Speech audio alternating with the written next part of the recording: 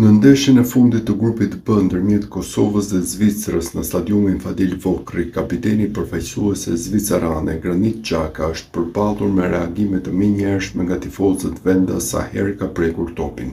Shkak për këtë duket se janë deklaratat e tij të mëparshme lidhur me dy yjet e Kosovës, Albian Hajdari dhe Leon Avdullahu, të cilët nuk u grumbulluan për këtë ndeshje.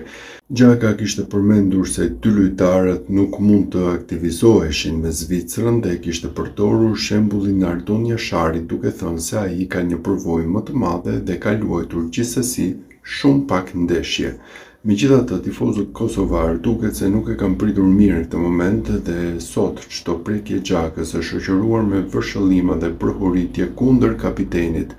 Situata ka tërhequr vëmendjen e mediave duke e kthyer deklaratën e tij në një moment tensioni brenda stadiumit. Kosova, megjithëse kërkon të përballet me Zvicrën me seriozitet dhe të japë maksimumin në fushë, ka treguar se edhe deklaratat jashtë saj mund të ndikojnë në atmosferën e ndeshjes, duke bërë që tifozët të reagojnë fuqishëm ndaj lojtarëve kundërshtar.